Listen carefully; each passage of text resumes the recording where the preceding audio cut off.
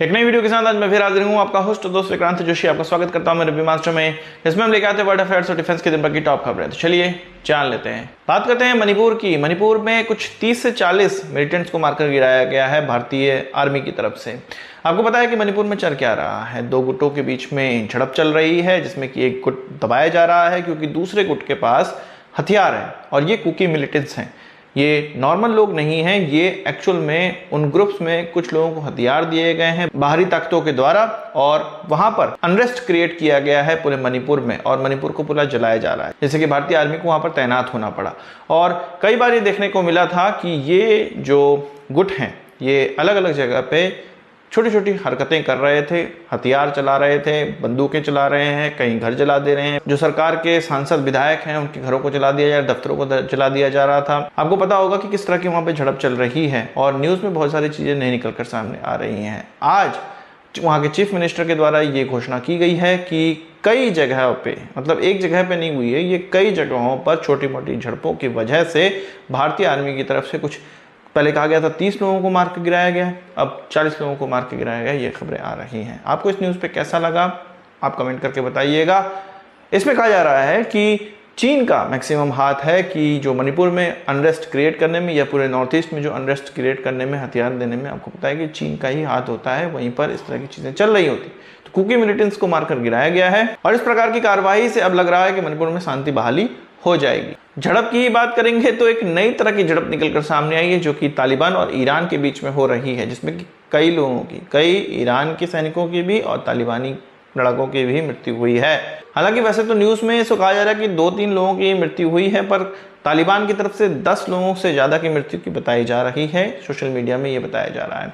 इसके अलावा ईरान की तरफ से भी इतने ही लोगों के मारे जाने की संभावना है। साथ ही साथ ये भी खबर आ रही है कि ईरान के एक बॉर्डर पोस्ट को भी तालिबानियों ने कैप्चर कर लिया है। वहां पे लोगों को जो भी उनके सैनिक थे ईरान के, उसको मारकर भगा दिया गया। ये जो बॉर्डर का इलाका है, अफगानिस्तान की तरफ से बात करें तो निम्रोज प्रोविंस पड़ता है वहां पर, और अगर ईरान की तरफ से बात करें तो बलूचिस्तान, सिस्तान, ये इलाके यहाँ पर पड़ते हैं। तो यहाँ पर एक विवाद था जो कि पानी का विवाद है। हेलमंड रिवर जो यहाँ बहती है अफगानिस्तान से होते हुए ईरान तक आती है, उसका जो पानी का बंटवारा है उसको 1973 में ही सॉल्व किया गया था और उस समय जो नियम बनाए गए थे उस नियम से ये पानी का बंटवारा अब नहीं हो रहा था। अफगानिस्तान में जब से तालिबान की गवर्नमेंट आई है तब से इसी तरह की चीजें चल रही, ऐसा ईरान का कहना है। इसी बीच धीरे धीरे झड़प बढ़ती चली गई और इसने एक फुल फ्लेज बैटल का रूप ले लिया है। उस इलाके में लड़ाई चल रही है। इसके लिए तालिबान ने भी अपने जो आर्मर्ड व्हीकल हैं उसको डिप्लॉय किया है, साथ ही साथ ईरान ने भी अपने आर्मर्ड व्हीकल डिप्लॉय कर दिए हैं। तालिबान की तरफ से ये तक कह दिया गया कि ईरान इस तरह की चीजें करता रहेगा या इस तरह की झड़प करता रहेगा तो एक दिन की कार्रवाई में तालिबान इतना कैपेबल है कि एक दिन की कार्रवाई में पूरे ईरान को कैप्चर कर लिया जाएगा। आप बताइए क्या तालिबान कितनी औकात है कि ईरान को एक दिन में कैप्चर कर ले? कमेंट बॉक्स में बताइएगा। यहाँ पर आप सोच रहे होंगे कि पाकिस्तान क्या कर रहा है, तो पाकिस्तान यहाँ पर तेल भर रहा है। पाकिस्तान के लोग वहाँ पर तेल भर रहे हैं। एक्चुअल में ईरान से स्मगलिंग करके पाकिस्तान तक जो ऑयल पहुँचता है, तेल पहुँचता है, डीजल, पेट्रोल जो भी पहुँचता है, वहाँ के पास के ही लोग, बलूचिस्तान के आसपास के लोग या आप कह सकते हैं पाकिस्तानी आर्मी के भी लोग वहाँ पे फटाफट से तेल भर रहे हैं ताकि अगर वहाँ पर कोई जंग छिड़ जाती है तो ये स्मगलिंग हो नहीं पाएगी, उनको तेल मिल नहीं पाएगा। पाकिस्तान के अपने अलग ही रवैये। बात करते हैं हमारे रक्षा मंत्री की नाइजीरिया यात्रा की। आपको पता है कि हमारे रक्षा मंत्री राजनाथ सिंह जी नाइजीरिया गए हुए हैं और वहां पर उनके नए प्रेसिडेंट की जो शपथ ग्रहण सेरेमनी थी या जो भी उनकी होती है उसमें भाग लेने गए हुए हैं। 28 से लेकर 30 मई तक की ये उनकी यात्रा है, 3 दिनों की यात्रा है। इसमें कहा जा रहा है कि हमारे डिफेंस मिनिस्टर 2 तरह के प्रपोजल या कई तरह के प्रपोजल, जिसमें कि 2 सबसे ज्यादा महत्वपूर्ण प्रपोजल है, उसको लेकर गए हुए हैं। इसमें लॉयटरिंग म्यूनिशन की बात करी गई है और vertical take off and landing वाले ड्रोन्स की बात करी गई है। इसमें भारत की तरफ से बनाए जा रहे 2 लॉयटरिंग म्यूनिशन सबसे ज्यादा महत्वपूर्ण है। एक टाटा के द्वारा बनाया जाता है, एक इकोनॉमिक एक्सप्लोसिव लिमिटेड के द्वारा बनाया जाता है जो कि नागास्त्र 1 के नाम से जाना जाता है, जिसको भारतीय आर्मी और एयरफोर्स के द्वारा खरीदा भी गया है, कुछ इंडक्शन भी कर लिए गए हैं। तो यही चीज हम नाइजीरिया को भी प्रोजेक्ट करने जा रहे हैं या करने हम गए हैं, हमारे रक्षा मंत्री गए। आपको पता है कि नाइजीरिया के द्वारा LCH भी खरीदा गया है या उसकी कार्रवाई स्टार्ट कर दी गई है, उसको खरीदने की कार्रवाई स्टार्ट कर दी है। इसको लाइट कॉम्बैट हेलीकॉप्टर कहते हैं। उनके पायलट्स को भी हमने ट्रेनिंग दी हुई है, हेलीकॉप्टर के पायलट्स को भी ट्रेनिंग दी हुई है हमने, इसीलिए वो हमारे हेलीकॉप्टर में इंटरेस्टेड भी थे और उसको भी खरीद भी रहे हैं। तो डिफेंस कॉर्पोरेशन नाइजीरिया के साथ हमारा बढ़ता चला जा रहा है। आपको पता होगा कि अफ्रीका का सबसे बड़ा देश नाइजीरिया ही है, तो बहुत इंपॉर्टेंट देश है। बात कर लेते हैं चीन की, और चीन की पैसेंजर एयरक्राफ्ट की, जिसकी पहली कमर्शियल यात्रा हुई।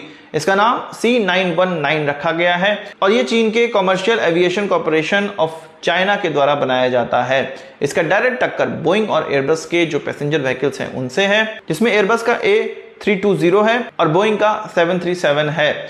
उसके ही कॉम्पिटिटिव ये एयरक्राफ्ट हैं। इसमें जो पैसेंजर बैठने की संख्या है या उसकी क्षमता है वो 158 से लेकर 168 तक की है। और इसकी यात्रा के बाद अब ये कंफर्म हो गया है कि चीन अपने यहाँ जो भी एयरलाइंस में एयरक्राफ्ट इस्तेमाल करेगा वो अब ये चाइनीज एयरक्राफ्ट ही होने वाले हैं। 1200 से ज़्यादा ऑलरेडी ऑर्डर उनके इसके पास हैं। चीन का ये कहना है कि वो हर साल 150 इस प्रकार के एयरक्राफ्ट बना सकते हैं, और चीन अगर कह रहा है कि 150 बना सकते हैं तो वो बना सकते होंगे। 150 वो इस प्रकार के एयरक्राफ्ट बना सकते हैं। ये फर्स्ट 5 ईयर्स के लिए उनका प्लान है, इसके बाद इसको और ज़्यादा बढ़ा दिया जाएगा। हम चीन का मजाक उड़ाते हैं कि उनकी क्वालिटी ख़राब है, कुछ भी है, पर इंडिया से वो बहुत ज़्यादा आगे हैं। भारत की जो एजेंसीज है वो कहते रहती हैं हम होंगे कामयाब, कब होंगे पता नहीं। बात करते हैं पाकिस्तान की, पाकिस्तान के हाई कमीशन की, जो कि भारत में है या आप कह सकते हैं जो भारत में पोस्टेड है। उसके द्वारा एक स्कूल दिल्ली में चलाया जाता है। हालांकि इसमें जो एडमिशन है वो बहुत कम लोग लेते हैं, पर हो सकता है कि पाकिस्तानी मूल के जो लोग होते होंगे वही इसमें एडमिशन लेते होंगे, उन्हीं के बच्चे इसमें एडमिशन लेते होंगे, या हो सकता है कुछ ऐसे जो कि पाकिस्तान परस्त हैं उनके बच्चे इसमें एडमिशन लेते होंगे। तो इसको अब बंद कर दिया गया है, और ये इसलिए हुआ है कि पाकिस्तान में जो इकोनॉमिक क्राइसिस है वो एक स्कूल दिल्ली के अंदर नहीं चला पा रहे हैं। उनके द्वारा ये कहा गया है कि इसमें एडमिशन लेने वाले बच्चों की संख्या पिछले साल से ही कम होती चली जा रही है, इसलिए स्कूल चलाने का कोई मतलब है नहीं। एक्चुअल में बताया जा रहा है कि पिछले साल से ही यहाँ के टीचरों को पैसे नहीं दिए गए हैं, और स्थिति और ज़्यादा भयावह ना हो जाए और ज़्यादा प्रॉब्लमेटिक ना हो जाए, इसलिए वो इस स्कूल को बंद कर रहे हैं। आप क्या सोचते हैं इस चीज़ पर कमेंट बॉक्स में ज़रूर बताइएगा। आज की इस वीडियो के लिए बस इतना ही। आशा करता हूँ कि वीडियो पसंद आया होगा, आपको एक बड़ा आंसर जरूर देंगे। इस वीडियो संबंधित सवाल सुझाव हो कमेंट बॉक्स में जरूर लाइएगा, और यदि आपने हमारे चैनल सब्सक्राइब नहीं किया उसे भी कर लीजिए, क्योंकि हम इस प्रकार की वीडियो लाते रहते हैं। नमस्कार, थैंक यू, जय हिंद।